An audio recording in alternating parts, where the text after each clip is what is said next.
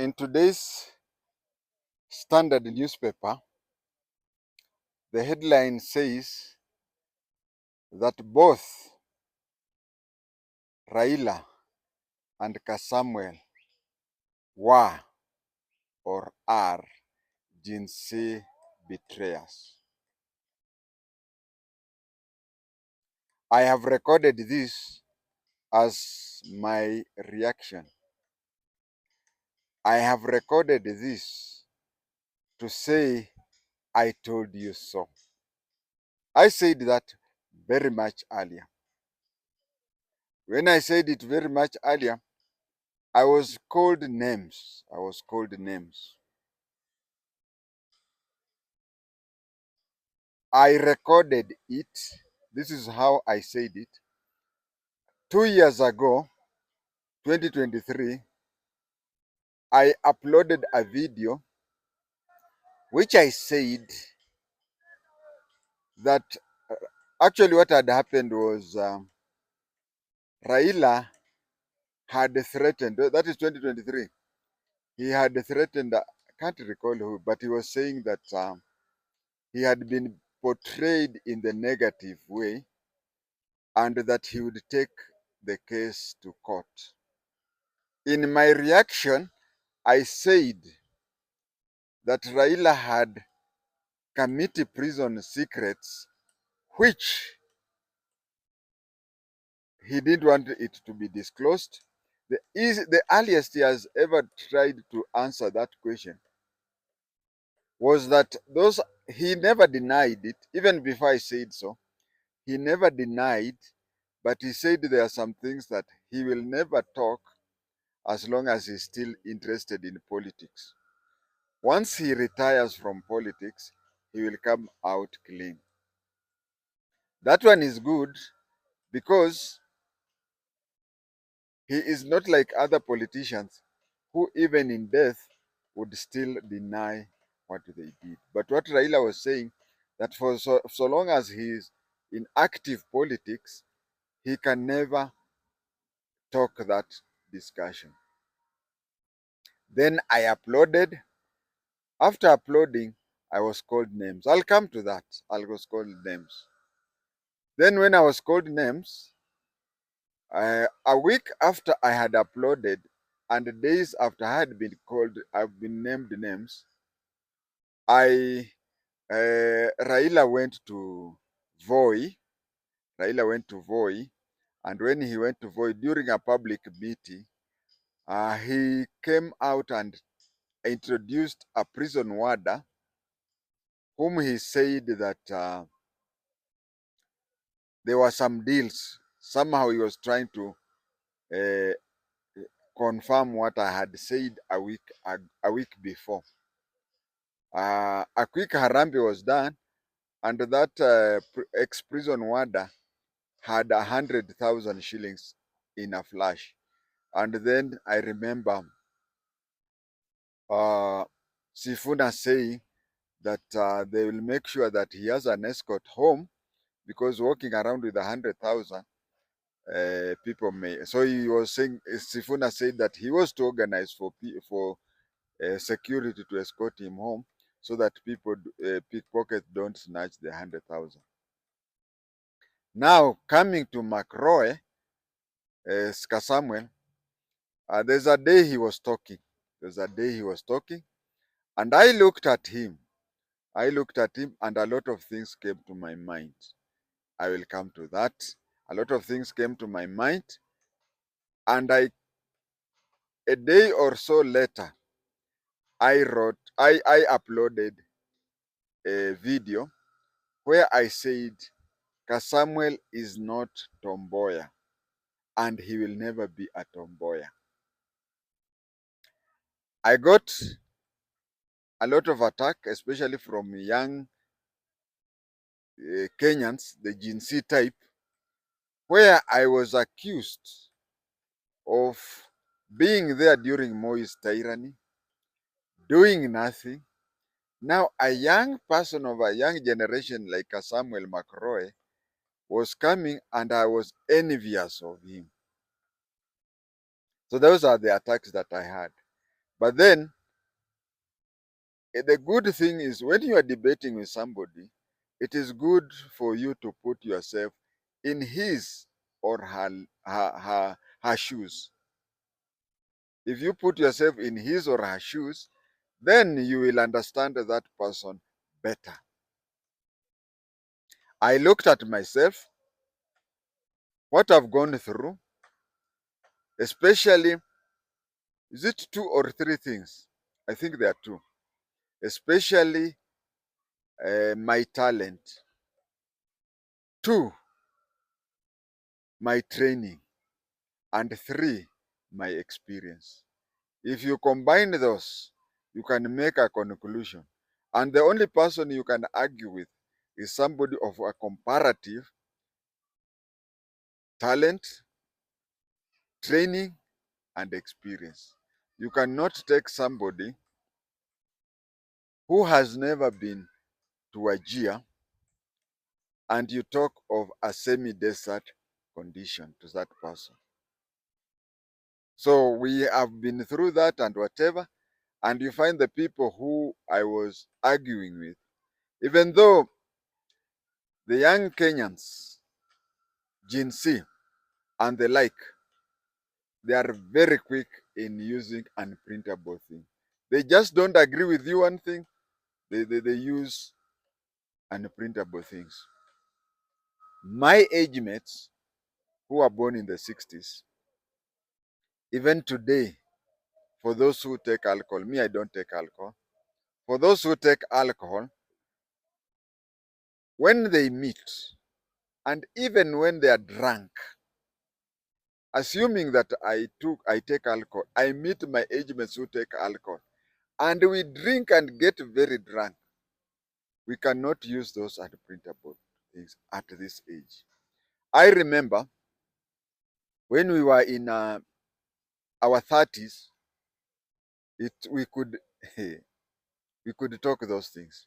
With age, we can't even talk that. But one thing I would talk about people who are born early. There are some things we may disagree with somebody who is 10 years older than us, but there are some languages you could get even annoyed, but we never abused using. There are ways we could talk to people, and they could even know that we are annoyed. There are even times we could bang the door and go. But apart from two or three who had mental issues, very many, almost all of us, we avoided even we even when we talked to people who are 10 years older than us, we could there is a way you can argue with somebody without using vulgar language. Now, let me start with KaSamuel because his is a short story and his was recent. During that time when I was looking at him on TV, the kind of talk he had, the kind of posture, the kind of smartness that he had, it reminded me of Tom Mboya. I am the first person to associate Samuel McCroy with Tom Mboya. I looked at him and said, this is the Tom Mboya. Tom Mboya was a Form 2 person.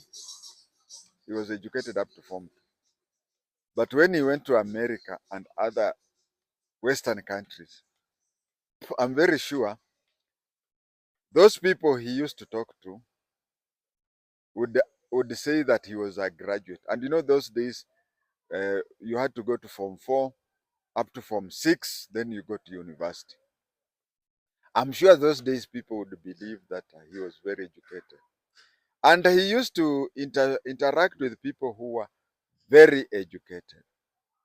We cannot hide behind the thing that, education is. No, no. Look at Malawi. Look at Malawi. The president was Dr. Kamuzu Banda. Dr. Kamuzu Banda. I think he's a doctor from the hospital, not a PhD. Look at Dr. Milton Obote. He had a PhD. So I can say those days we even had leaders who were very educated. But if you looked at the way Tom Mboya used to talk, the way, first of all, the English, yeah, KaSamuel's English is similar to Tom Mboya. Very flawless, very good. The flow of ideas, the flow of ideas. He carries you from one topic to another topic, everything, and the grasp of things. eh? You, when you're debating with him, you bring a point from out of nowhere. He reacts as though he knew you are bringing that topic, and he did research on that topic. That is what I saw in Samuel McCroy, and that is what I saw in Tom Mboya. But something, let me not tell you, you know, in Kenya, you predict 2 to 3 things. You say it 2 to 3 things which come out well. If you belong to a Pentecostal church, you'll start saying, Jesus has told me this and this and that, and you make money out of it. Or if not, you could even say you are a traditional doctor, a witch doctor. You would say, if you want to bewitch somebody else, come and bring me a goat or something. But mine purely is those 3 things. I just look at somebody, look at the way he's presenting. It is I who said that McCroy is not today's Tom Mboya. Later on, these days it's good that we have technology. We have technology where you look at the day when I recorded it, and you look at the day when other people started calling him modern day Tom Mboya. More than 6 weeks after I'd done so. The thing is, I was looking at him, I looked at the eloquence of the way he was talking and whatever, and being an NIS expert, I just concluded that this young man is looking for a way to go up there. Once he gets up there, most likely, in Kenya we have what Mufiala. He has not paid me for the use of Mufiala. He's now calling every Merus and whatever. Mufiala is cousin. What Mufiala, what cousin regardless is doing, what cousin regardless is doing, he wants to place regional kings so that people from a certain area do reason in a certain. When you want to talk to people from a certain area, you talk to their leader. You want to talk to a certain leader, people from a certain place, you talk to their leader. But Ruto approach is the other way around. Yes, you are the leader of a certain place. Ruto will befriend you. But after the lights are out, starting from 9 p.m. to 3 a.m., he goes to your area, tries to make himself more popular than you, night meetings, and then by the time you realize it, he has eaten into your vote.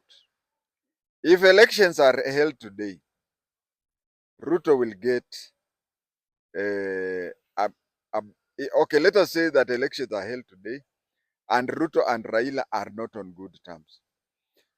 Raila will have surrendered. Raila used to get 95% of Luo votes. Today, if elections are held, he'll get 65%. Ruto got 3% or whatever. But if elections are held today, he'll get 9%. That is how Ruto does. You say you are the regional, you say, okay, whatever. But in the night, he goes and, and, and, and bites your roots. Just like this tree, when the roots are cut, it will fall down. That is how Ruto operates, and Raila knows that he has something, especially in Luo Nyanza, that when the time comes, he uses that. Now, I saw in McCroy such a person, the kind of a person, now not even be tribe or anything. McCroy, from this thing, I can say the sixth sense. When you have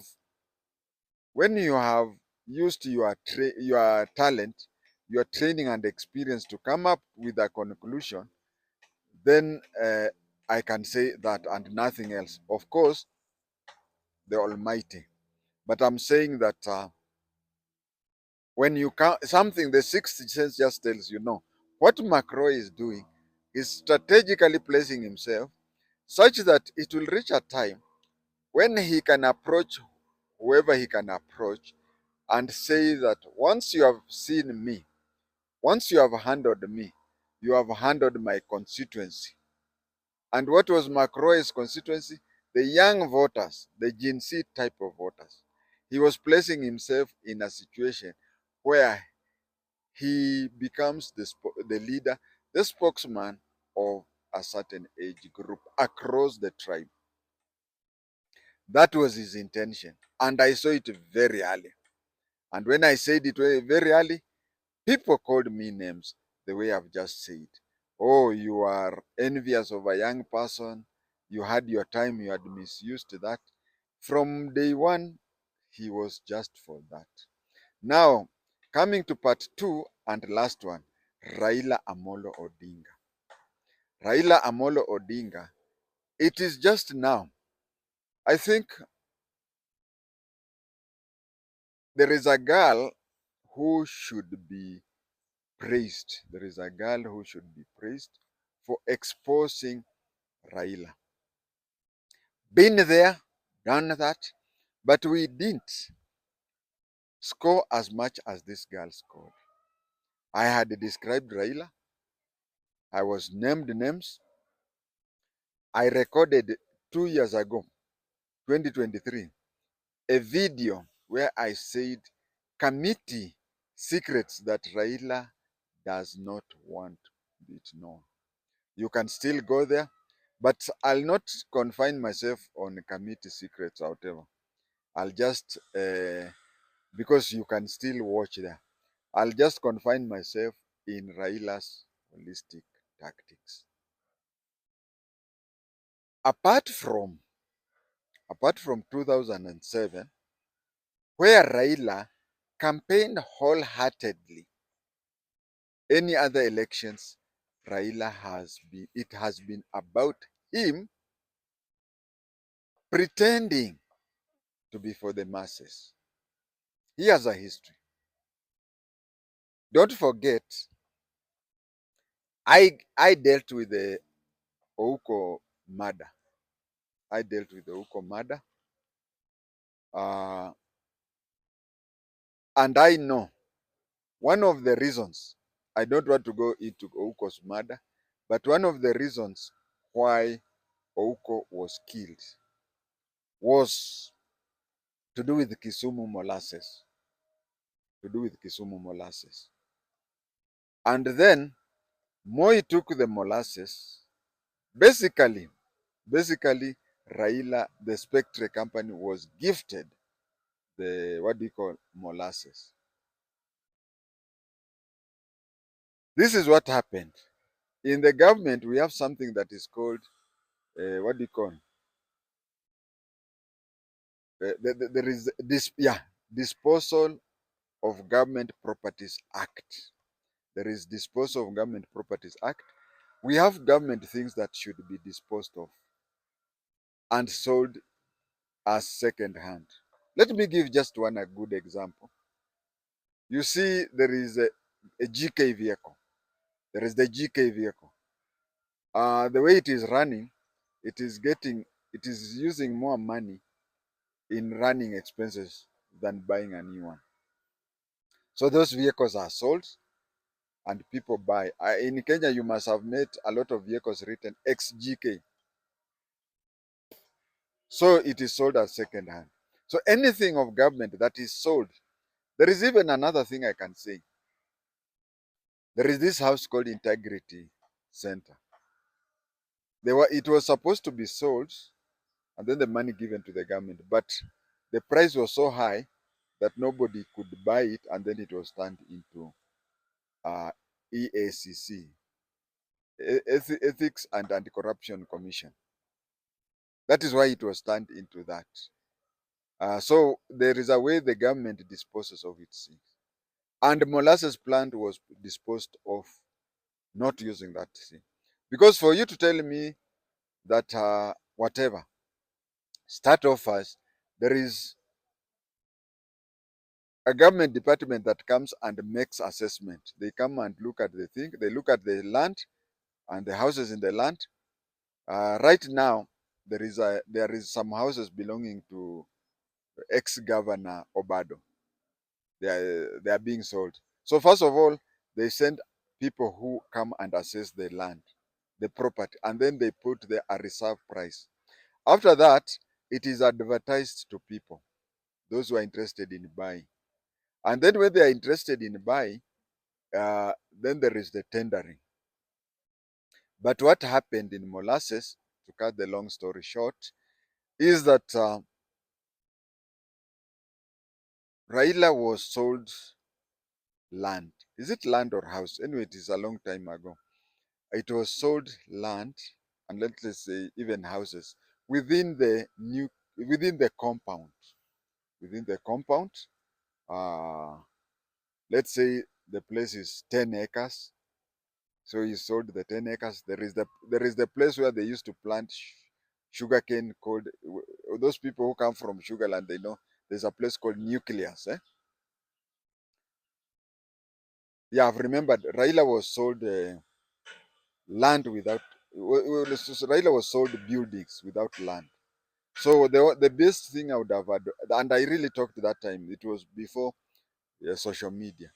I said that Raila should look for somebody, for valuers, value that thing, and then pay the difference. Because I think he paid for houses and equipment. Anyway, there are several things there. There is the land, houses and equipment. So when you want to say the whole thing is yours, remember he did not go through the tender process like any other person. But even with that, having occupied that place for long, he should have looked at those three things: land, houses, and equipment, and called a valuer who would be accepted both sides. And then they value everything: the nuclear area, the land, the equipment. The value, I would say, it is worth so much. And Raila should have paid the difference, to cut the long story short. But he didn't. What did he do? There's a time Raila had disagreed with Moi when Raila was organizing for people. When Raila was organizing for people to go what? To move out of Kanu because Moi had supported Uhuru. So a rumor started going around that Moi government is going to confiscate.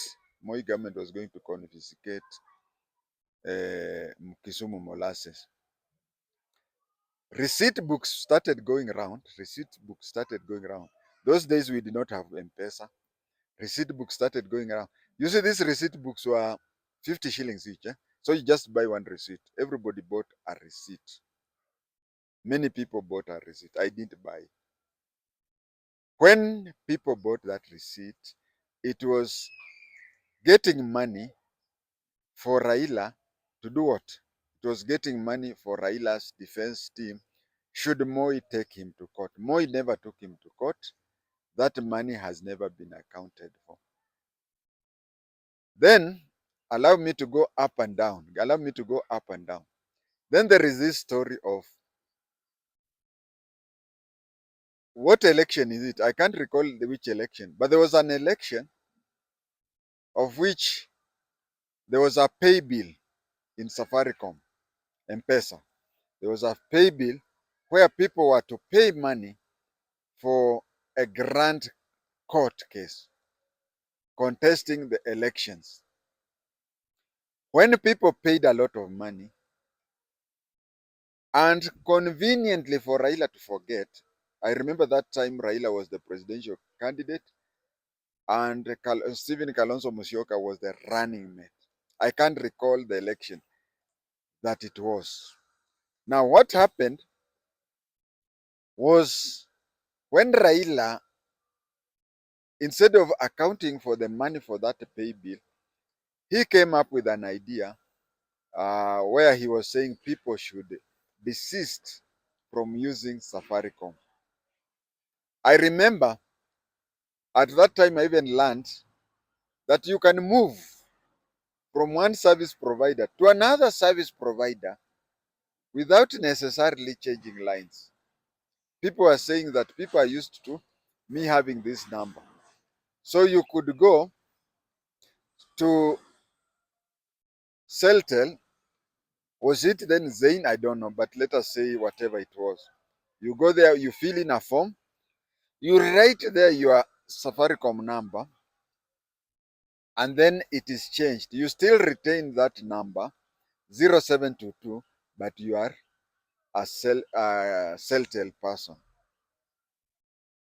It happened, or is it Zain? It happened that time. And I remember that is the time when the the CEO, the MD of Safaricom, became sick and died. You see, some coincidences can make people feel so and so is a muganga. So, and I also want to remember there is a time, the first election about under the new constitution, that is 2013. In the elections of 2013, every county, every county government that had an ODM governor, they had arranged ways where monthly, somebody said, I can't say, even if it's 20 shillings, but somebody said that each of the county government was sending Raila 100,000 shillings. Now count the number of ODM county governments between 2013 and 2017. There is Parsaris, was it? No, okay, there is a lady, I'm not sure. I apologize if it is not Parsaris. But there is an MP, uh, no, it is not the earlier MP who was a women representative. I can't recall, but let us not put the name there. I have withdrawn the name. But there is an MP, lady MP in Nairobi, who was recorded without her knowing, saying that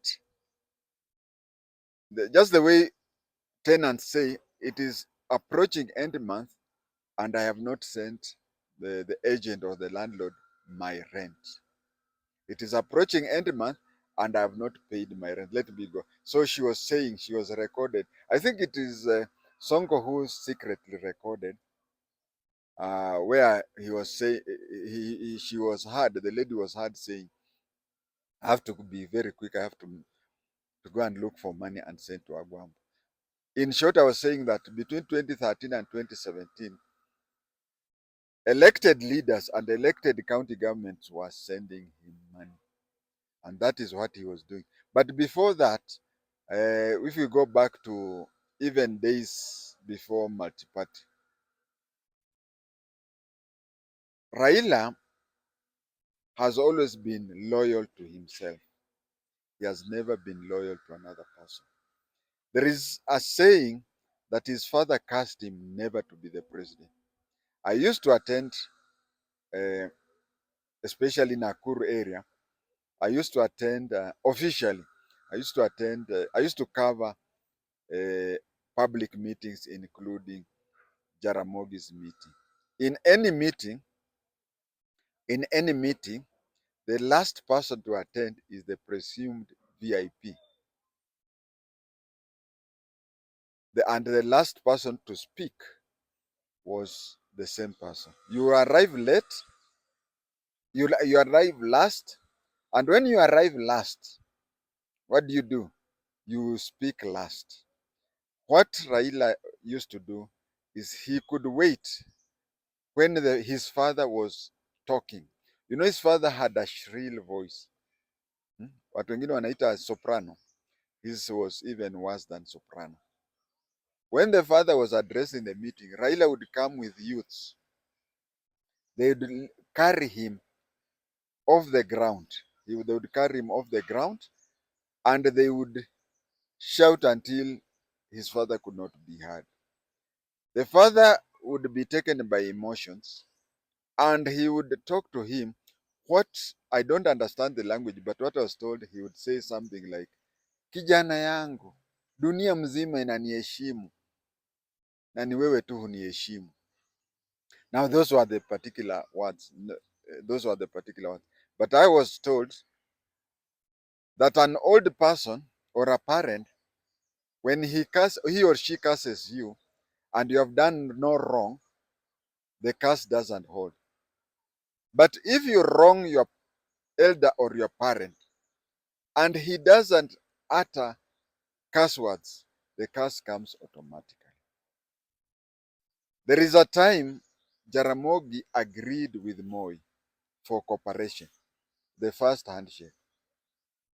None other than Raila himself said that that is an agreement between two wazees. After the 1997 elections,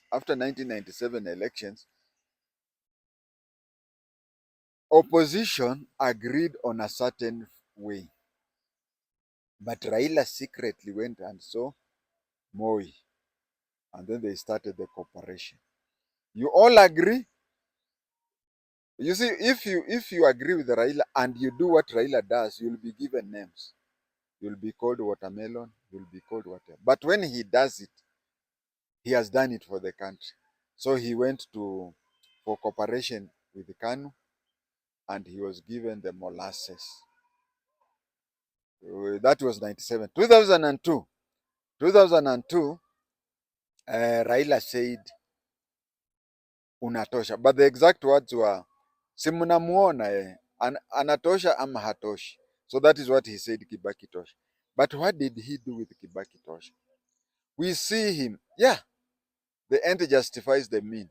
We see him as somebody who said, he's somebody who said that Kibaki tosha, and the fragmented opposition became one.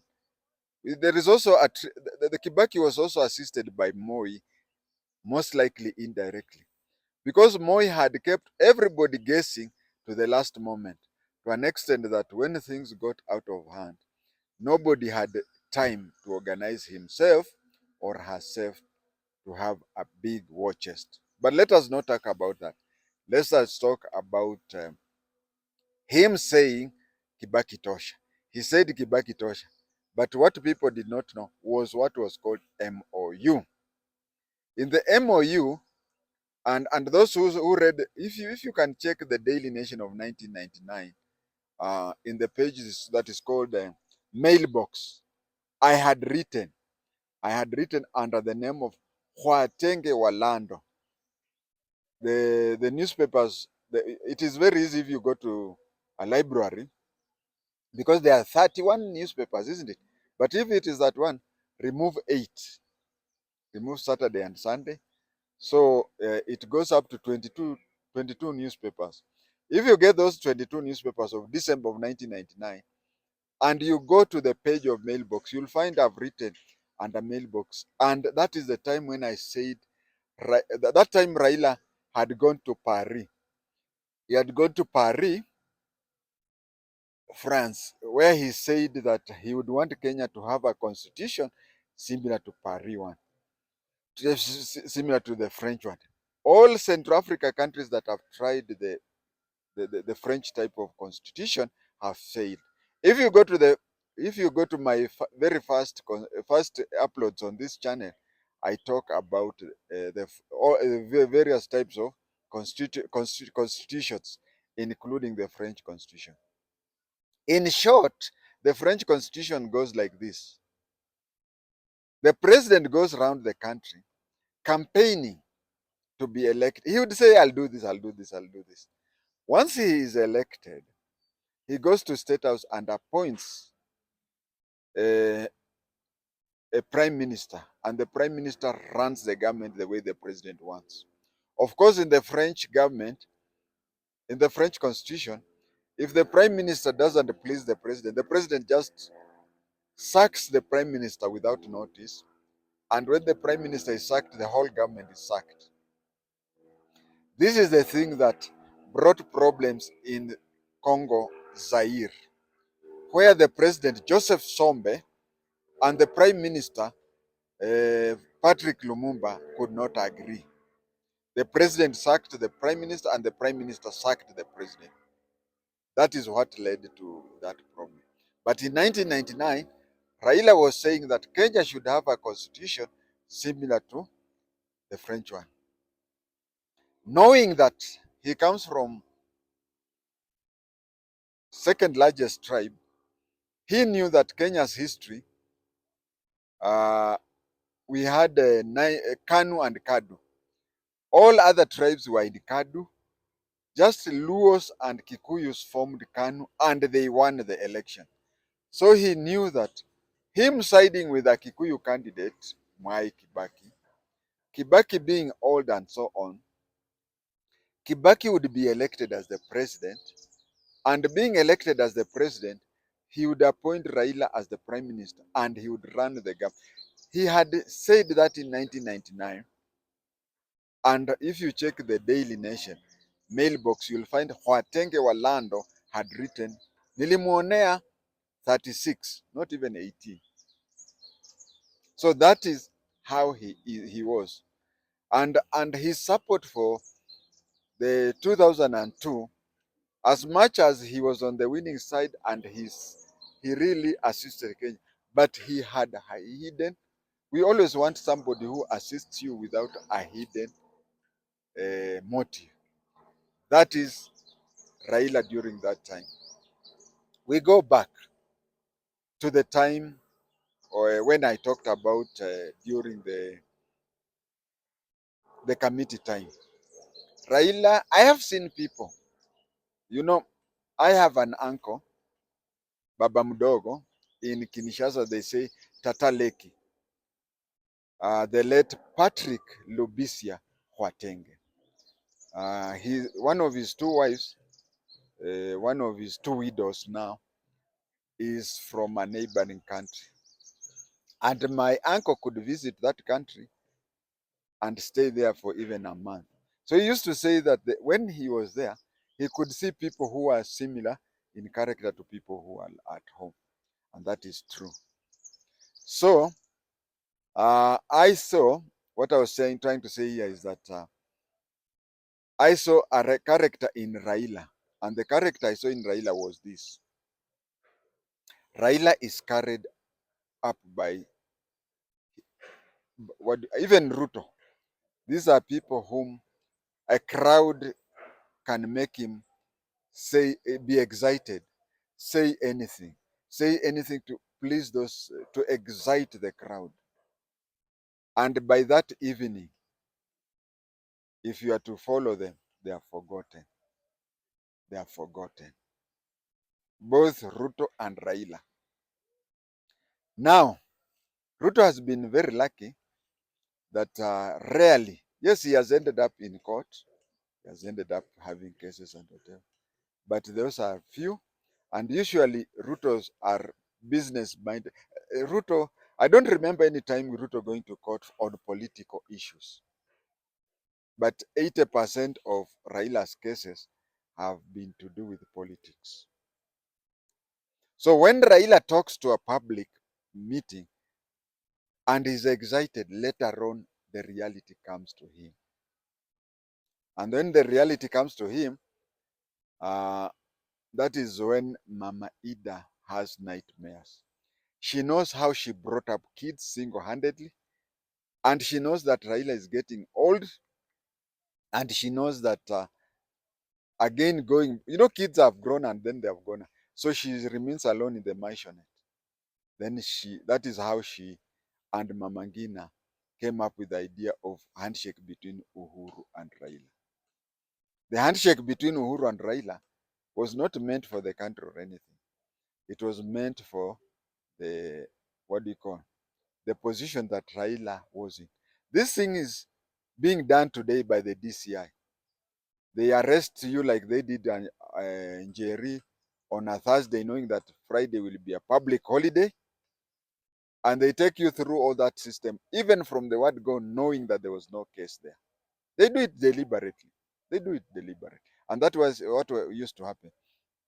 Take Raila, whatever, especially after the repealing of Detention Act, so that by the time the case ends over, let us take an example. Forgive me for choosing a very wrong example, but let me just take an example. Talam, the OCS in Central Police Station. Supposing tomorrow he's released unconditionally. He has spent over 3 weeks in cells. So if someone wants to place you in 3 weeks in cells, that is what they do. So something like the handshake between Raila and Uhuru was something that Raila was used after Mama Ida realized that after Mama Ida, on one side, Mama Ida realized that such a thing like being placed in a long case, 3 or even 1 month, and then he comes out, and Raila is getting old. So using that system to place him behind cells for quite a long time, Mama Ida did not want that. And on the other side, let me say, I have already said it, but I'll repeat it here. The reason why Uhuru and Ruto differed was that for all purposes and whatever, Ruto was the co-president. Ruto was the co-president in the 2017 to 2022 government. And this did not please Mama Ngina, who approached Moi with an issue of replacing 2017.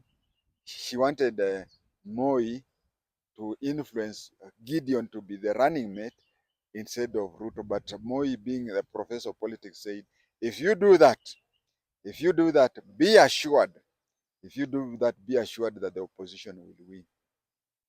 Just wait until the elections are over, then harass Ruto to an extent that Ruto resigns. But Ruto was very clever. He had already not pocketed. Let me use a polite word. He had influenced the MPs and senators such that if Uhuru would have tried to do what Rigathi Gachagua went through, all the members of parliament would side with Ruto.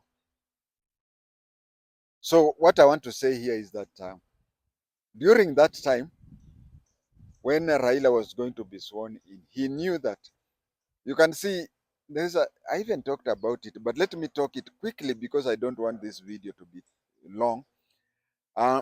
If you look at, I'm not very sure whether what Raila was saying is what was written on the oath. If you start talking your own things, the way the Gachagua did, it may have brought tension. Maybe, I'm saying maybe, whatever was written is not what Raila read. Although Miguna was standing there. But how would Miguna react if Raila was reading things which were not written there?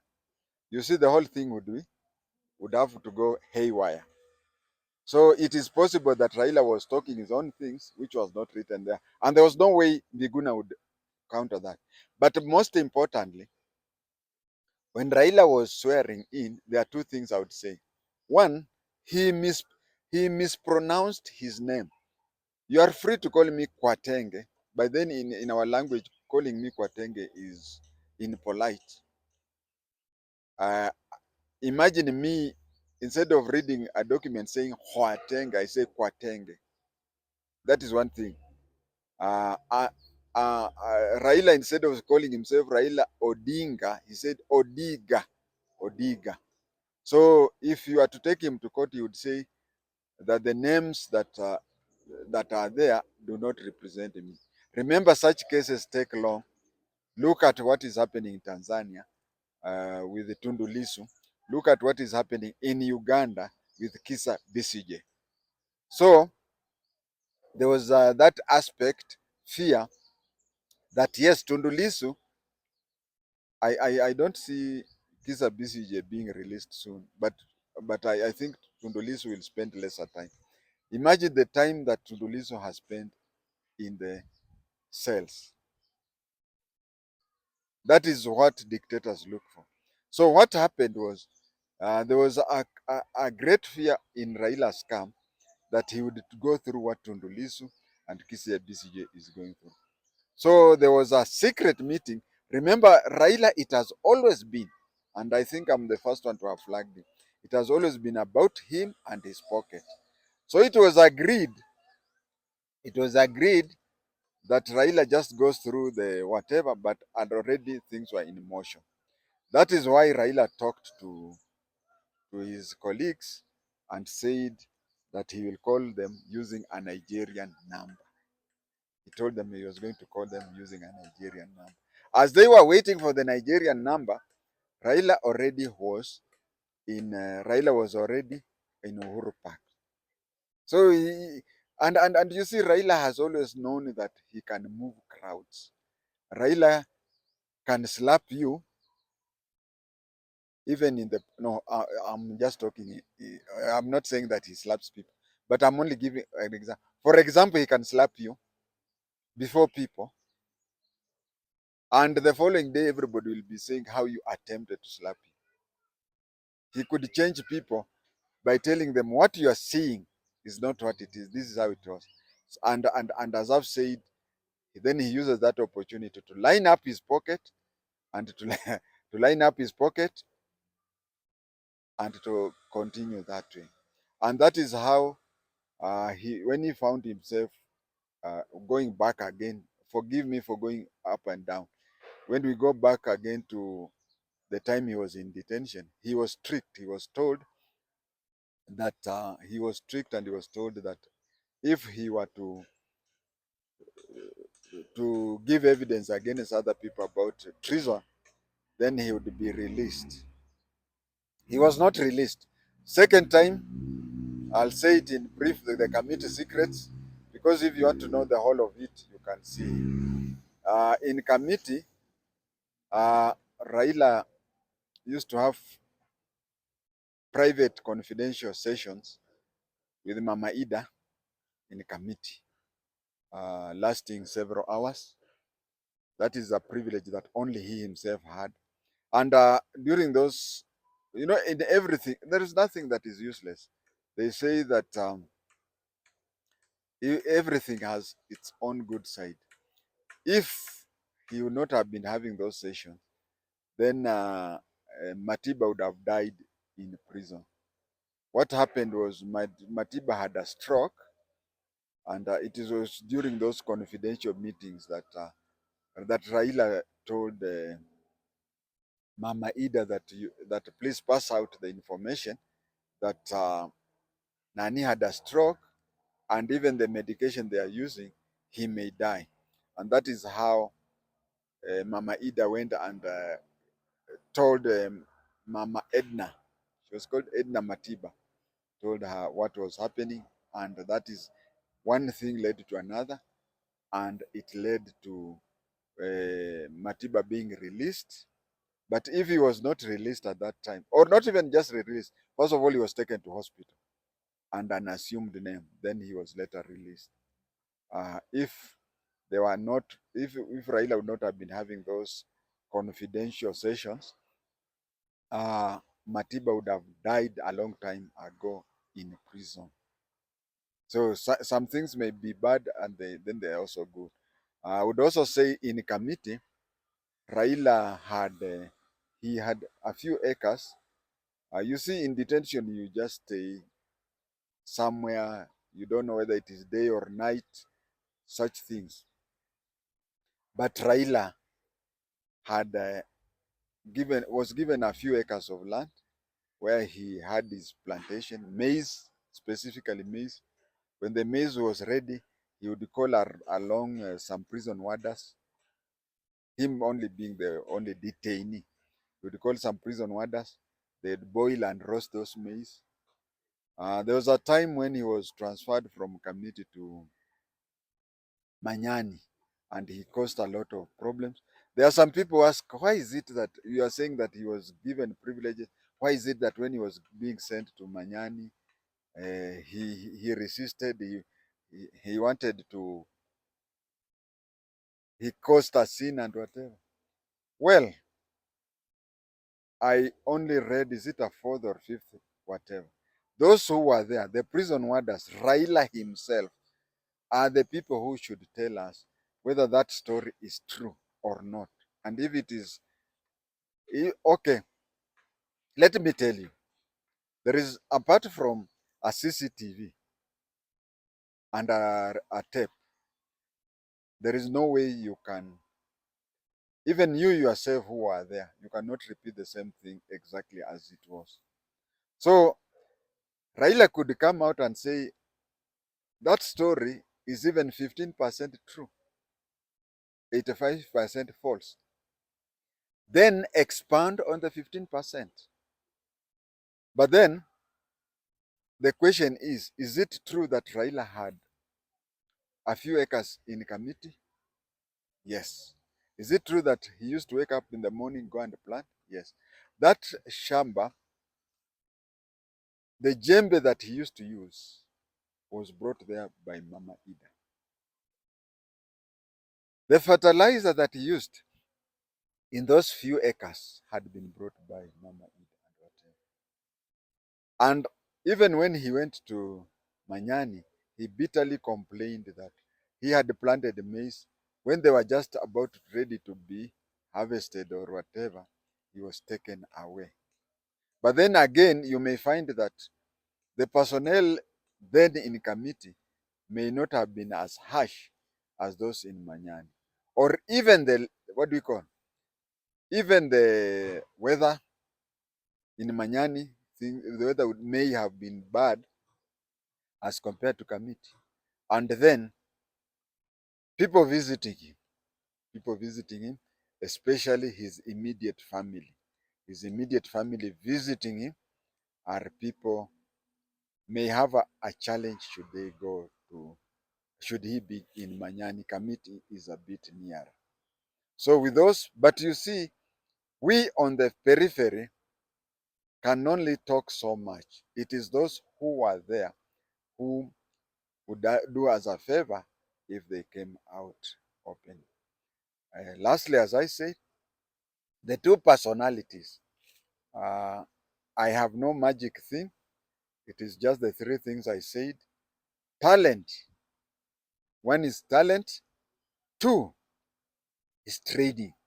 And three, experience is what made me come to that conclusion. I cannot say, oh, and even the Almighty, and even Almighty above all. That's all for today.